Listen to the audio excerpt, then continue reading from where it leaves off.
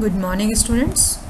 Magnetic properties of transition metal complexes के इस lecture में आज हम बात करेंगे एलएस कपलिंग और रसेल सैंडर्स कपलिंग की। ये एक बहुत इम्पॉर्टेंट टॉपिक है और मैग्नेटिक प्रॉपर्टी को समझने के लिए इसको समझना बहुत ज़रूरी है। एलएस कपलिंग पे आने से पहले हम एक बार रिवाइज करेंगे हॉर्न्स रूल को और मल्टीप्लिसिटी ऑफ स्टेट्स के बारे में बात करेंगे। हॉर्न्स रूल, जैसा कि हमने एटॉमिक स्ट्रक्चर के अंदर पढ़ा है कि किसी भी एटम के अंदर इलेक्ट्रॉन्स किस तरीके से भरे जाते हैं जिससे कि उनके बीच में मिनिमम प्रतिकर्षण हो, रिपल्शन कम से कम हो और मैक्सिमम अट्रैक्शन हो, जिससे कि उनकी एनर्जी सब लोअर उस पर पहुँच जाए और सिस्टम स्टेबलाइज हो जाए। ऐसा एक इलेक्ट्रॉन्स के फिलिंग इस ऑर्डर में की जाती है जिसके लिए सर्टेन रूल्स हैं। उनमें से एक रूल है हमारा horns rule. A single electron in an atom or ion can occupy any orbital according to Hond's rule। अगर एक सिंगल इलेक्ट्रॉन है तो वो किसी भी ऑर्बिटल के अंदर जा सकता है। यहाँ हम ऑर्बिटल इसलिए कह रहे हैं क्योंकि हम ये बात मान के चल रहे हैं कि हम एक प्रिंसिपल क्वांटम नंबर की एक पर्टिकुलर शेल के अंदर है और उस शेल के अंदर अगर एक सिंगल इलेक्ट्रॉन है तो वो कहीं भी जा सकता है। But if there is another electron, for example as in case of carbon, it has two 2p electrons. If we do not distinguish between the three 2p orbitals which are of post degenerate, the electrons can be accommodated in three different ways। Carbon के case में जैसे हम बात करें second shell में जो दो unpaired electron हैं जो कि 2p ऑर्बिटल्स के अंदर प्रेजेंट हैं, ये दो इलेक्ट्रॉन्स जो हैं हमारे एज पर जनरल डिस्कशन हम कह सकते हैं कि ये किसी भी 3p ऑर्बिटल जो हमारे हैं px, py, pz उसके अंदर जा सकते हैं। उनकी एनर्जी में कोई डिफरेंस नहीं आएगा क्योंकि हम ये कह रहे हैं कि तीनों p ऑर्बिटल्स जो हैं वो डीजेनरेट हैं, ऐसा हम मान के चलते हैं। इस अकॉर्डिंग अगर हम देखते हैं तो तीन possible different ways of to accommodate these two electrons are as shown below. दोनों फर्स्ट केस में आप देख रहे हैं कि दोनों इलेक्ट्रॉन अलग अलग उसके अंदर हैं। दूसरे में आप देख रहे हैं कि है तो अलग अलग ऑर्बिटल में बट इनकी स्पिन रिवर्स हो चुकी है। एंड तीसरी पॉसिबिलिटी है कि ये एक ही ऑर्बिटल के अंदर पेयर अप हो गए हैं। एंड अकॉर्डिंग टू हॉर्न्स रूल, जो फर्स्ट रूल है मैक्सिमम मल्टीप्लिसिटी का जो कि 1925 में दिया गया था, the most stable configuration in these orientations will be the one in which the electrons occupy different orbitals as far as is possible and have parallel orientations of their spins. जो हॉर्न्स का रूल है वो ये कहता है कि भाई वो कॉन्फ़िगरेशन ज़्यादा स्टेबल होगा जिसके अंदर ये दोनों इलेक्ट्रॉन एक दूसरे से दूर रहे, यानी कि अलग अलग ऑर्बिटल्स को ऑक्यूपाई करें, और दूसरी चीज़ इनकी स्पिन जो है वो पैरेलल रहे।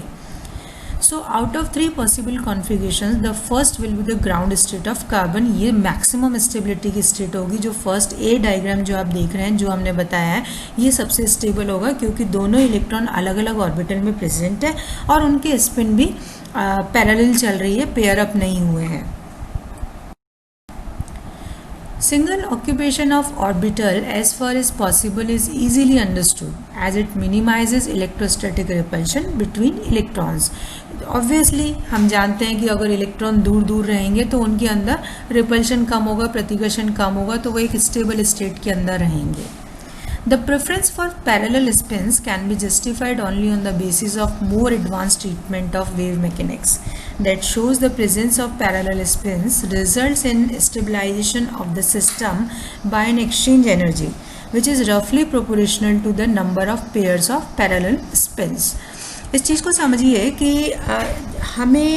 हम अब तक इतना समझ चुके हैं कि जब इलेक्ट्रॉन पेयर अप होते हैं तो सिस्टम को एनर्जी खर्च करनी पड़ती है। उनकी एक तो स्पिन रिवर्सल होता है, एक इलेक्ट्रॉन को अपनी स्पिन रिवर्स करनी पड़ती है, और अगर वो पैरेलल रहते हैं तो उनके बीच में एक्सचेंज एनर्जी की वजह से उनको स्टेबलाइजेशन मिलता है। ठीक है, तो हम ये समझ जाएंगे कि इलेक्ट्रॉन्स जब तक पैरेलल फॉर्म में रहेंगे, स्पिन उनकी पैरेलल रहेगी, तब तक वो ज़्यादा स्टेबल होंगे। अगर उनको स्पिन रिवर्सल करके और पेयर अप होना पड़ रहा है तो उनको एक्सचेंज एनर्जी का नुकसान होगा और वो सिस्टम स्टेबल नहीं होगा। ऑन दिस बेसिस कुछ ट्रांजिशन एलिमेंट्स के अगर हम देखते हैं कि भाई ग्राउंड स्टेट्स क्या होगी, तो इस तरीके से हम देखते हैं आयरन के केस में 4s के अंदर 2 इलेक्ट्रॉन है, डी के अंदर 6 इलेक्ट्रॉन है, और इस तरीके से ये पहले सारे इलेक्ट्रॉन्स डी ऑर्बिटल्स के अंदर सिंगल सिंगल ऑक्यूपाई हुए, और उसके बाद जो छठा इलेक्ट्रॉन था वो फिर पेयर अप हुआ।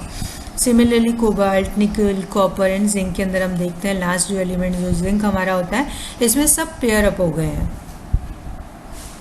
ठीक है, इधर कॉपर का इलेक्ट्रॉनिक कॉन्फ़िगरेशन आप देखेंगे तो यहाँ पे 4s से एक इलेक्ट्रॉन निकल के और 3d के अंदर हो गया है, क्योंकि हमें पता है कि अर्धपूरित और पूर्ण पूरित कक्षक ज़्यादा स्थायी होते हैं। तो इस तरीके से कॉपर के केस में हमारे को 4s हाफ फिल्ड मिल रहा है and 3d orbital completely filled मिल रहा है। तो ये कंपेरेटिवली ज़्यादा स्टेबल कंडीशन है, तो इस तरीके से इलेक्ट्रॉन्स का रीडिस्ट्रीब्यूशन हो सकता है। Here we can see that in general a transition metal atom with the ground state n-1 dx ns2 has unpaired parallel spins for x is equals to 1 to 5। जब d इलेक्ट्रॉन्स 1 से 5 तक हैं तब तक spin इनकी parallel रहेगी, ये pair up नहीं होंगे, तो इनके अंदर नंबर ऑफ अनपेयर्ड इलेक्ट्रॉन उतने ही होंगे जितने कि डी कक्षकों के अंदर इलेक्ट्रॉन है। इसके बाद जैसे जैसे इलेक्ट्रॉन्स बढ़ेंगे, यानी कि 6 से लेके 10 तक जब इलेक्ट्रॉनिक कॉन्फ़िगरेशन रहेगा डी कक्षकों के अंदर, तो इनके अंदर 10-x हमारे पैरेलल स्पिन्स बचेंगे। अब हम वापस बात करें कार्बन की, तो actually in the discussion of carbon atom we did not distinguish between the 3 degenerate 2p orbitals as these orbitals are distinguishable to some extent. हमने अभी बात किया कि किसी भी उसमें जा सकता है, क्योंकि all p orbital 3p orbitals are equal in energy, but हमें पता है कि ये इक्वल नहीं है।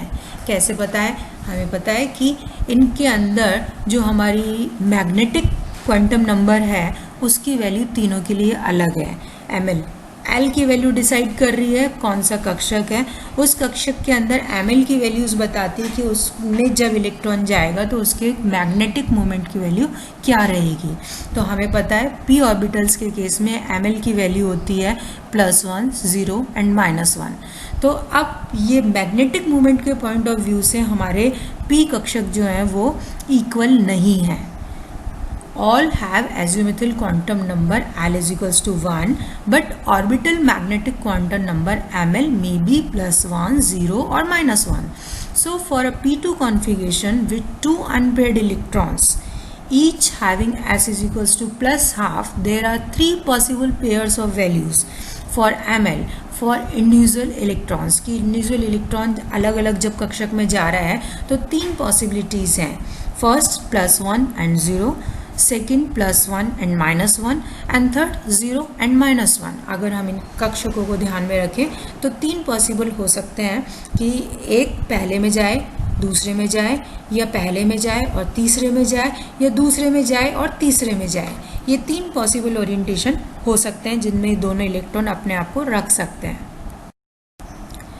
Now question arises, which pair of values of ml correspond to ground state of carbon? Ground state का मतलब सबसे लोअर एनर्जी की स्टेट, और सबसे लोअर एनर्जी की स्टेट जहाँ पर मिनिमम प्रतिकर्षण होगा इलेक्ट्रॉन्स के बीच में, वो सबसे लोअर एनर्जी की होगी। तो अब हमें वो कंडीशन फाइंड आउट करनी है कि जब प्रतिकर्षण मिनिमम हो। For this we have to consider the influence of electrons on each other, primarily by means of the interaction or coupling of the magnetic fields generated by their spin and orbital motions. Hence the importance of spin and orbital angular momentum comes. अब हम इनकी बात करेंगे कि भाई इनकी जो interaction होएगी, मैग्नेटिक मोमेंट्स जो इनसे जनरेट हो रहे हैं, उनकी इंटरेक्शन जो होगी वो डिसाइड करेगी कि इनकी एनर्जी किस तरीके से होगी। हमने पहले बात किया था फर्स्ट चैप्टर में मैग्नेटिक, उसके अंदर फर्स्ट लेक्चर में, कि 2 तरीके का कंट्रीब्यूशन होता है, spin contribution and orbital contribution. तो अब यहाँ पे ये दोनों चीज़ें वापस पिक्चर में आती हैं। For any system containing more than one electron, the energy of an electron in a shell of principal quantum number n depends on the value of L for the orbital in which it is present। ध्यान दीजिएगा कि एक n shell के अंदर जो different orbitals की energy है वो कौन डिसाइड करती है? Azimuthal quantum number L, small l. The value of L also determines the orbital angular momentum of the electron, the later quantity being given by under root LL plus 1 h upon 2 pi. ये जो orbital contribution होता है ये हम L की value से decide करते हैं कि कितना ऑर्बिटल कंट्रीब्यूशन होगा. ये हम बात कर रहे हैं इंडिविजुअल इलेक्ट्रॉन के लिए. By analogy, it is assumed that the energy of a polyelectronic system and its orbital angular momentum is determined by a resultant orbital quantum number L, capital L, which may be obtained directly from the values of small l for the individual electrons. कि individual electron के लिए जो L की value थी वो एक पॉलीइलेक्ट्रॉनिक system के अंदर इन L वैल्यूज़ को जब हम कंबाइन कर देंगे तो हमें कैपिटल L मिलेगी और उसको हम कहते हैं रिजल्टेंट ऑर्बिटल क्वांटम नंबर. ये कैपिटल L हमें बता रहा है कि किस तरीके से ऑर्बिटल एंगुलर मोमेंटम एक दूसरे के साथ में इंटरेक्ट करके कंबाइन हो रहा है. इसके कॉम्बिनेशन की भी कई तरीके होते हैं. Since the orbital angular momentum not only has magnitude but also has 2l plus 1 possible directions in space जो कि ml की वैल्यू डिसाइड करता है, vectorial summation of individual l values is necessary.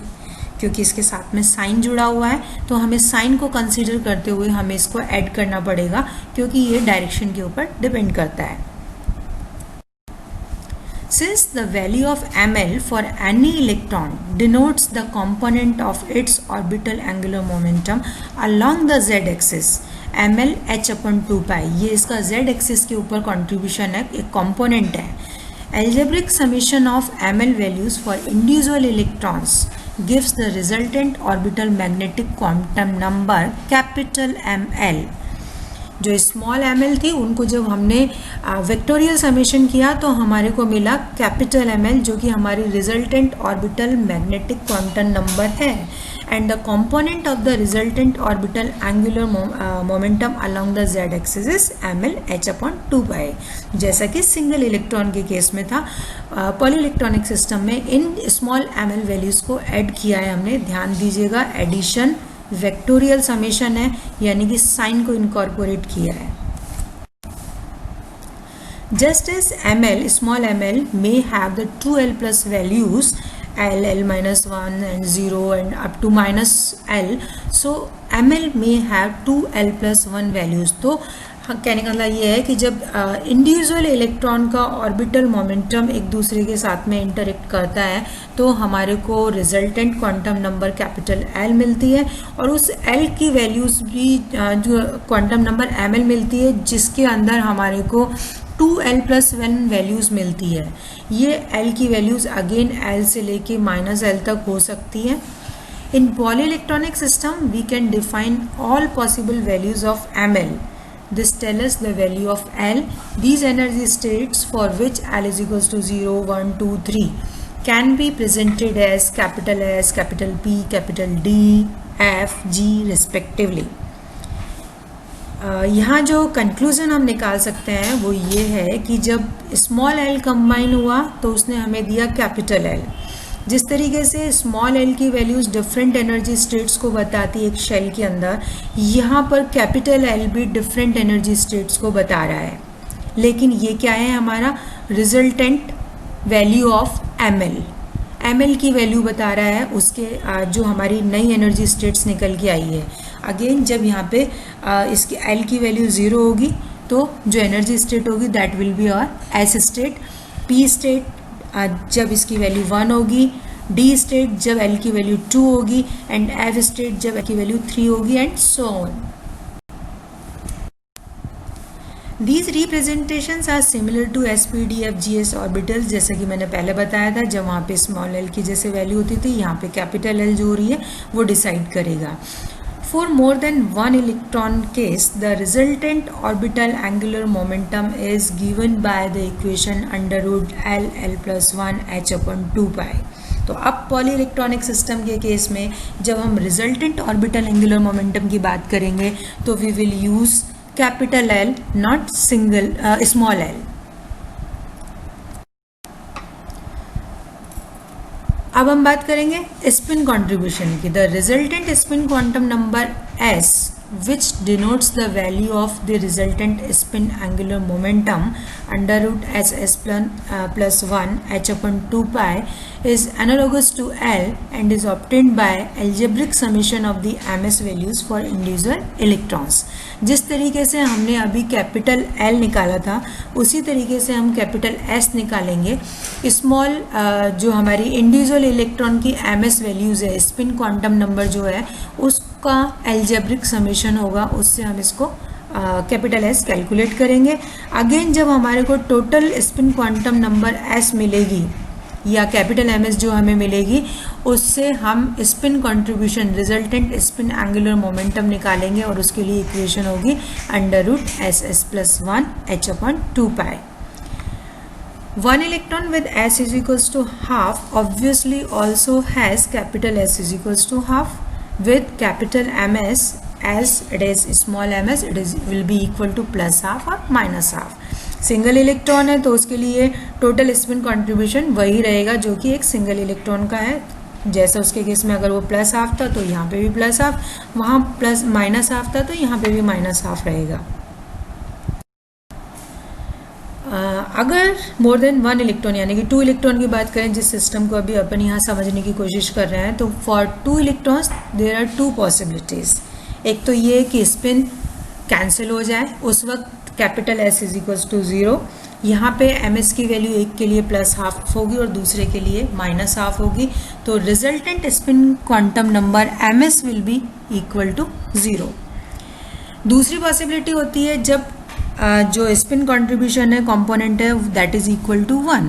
इसके लिए हमारे को कई पॉसिबिलिटीज़ होती है, मैग्नेटिक क्वांटम नंबर की वैल्यू हमें अलग अलग मिलेगी। पहली पॉसिबिलिटी कि जब दोनों की वैल्यू प्लस हाफ है, पैरेलल है, capital MS will be equal to 1।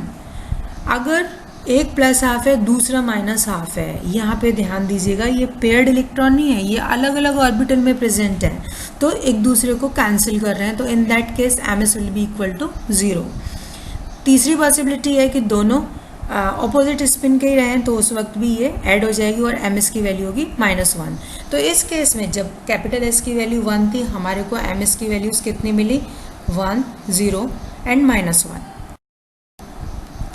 In general, for any value of S, there are 2S plus 1 values of MS। तो हम यहाँ पे एक और कंक्लूजन निकालते हैं कि S की जो वैल्यूज़ होंगी तो MS की 2S plus 1 वैल्यूज़ होंगी, 2S plus 1 components होंगे उसके। Again plus S to minus S with the difference of 1। The quantity 2s plus 1 is known as the spin multiplicity of the state। ये multiplicity को बताती है कि उसके अंदर कितनी डिजेनरेसी इसको बताएगी, स्पिन मल्टीप्लिसिटी को। For example if 2s plus 1 is equals to 1, जैसे कि S की वैल्यू अगर 0 है, दोनों एक दूसरे को कैंसिल कर रहे हैं, तो in that case 2s plus 1 will be equal to 0 and ये कहलाएगी आपकी singlet state. Similarly 2s plus 1 is equals to 2, तो हमारे को मिलेगी capital S is equals to half, ये कहलाएगी हमारी डबलेट स्टेट, यानी कि 2 इक्वल एनर्जी की स्पिन स्टेट्स पॉसिबल होंगी इनके अंदर। Similarly 2s plus 1 is equals to 3, इसमें capital S will be equal to 1, जैसे कि हमने इसमें बात की अभी कार्बन वाले केस में 2p में, तो ये हमारी होगी एक ट्रिपलेट स्टेट और इसके अंदर 3 इक्वल एनर्जी स्टेट्स होंगी फॉर द स्पिन के पॉइंट ऑफ व्यू से 3 इक्वल एनर्जी स्टेट्स हमें मिलेंगी। 2s plus 1 is equals to 4 corresponding to S is equals to 3/2 quartet state होगी। तो इस तरीके से हमारे को ये स्टेट्स मिलेंगी। तो यहाँ तक हमने सीखा कि किस तरीके से हम resultant orbital angular momentum quantum number capital ML and resultant spin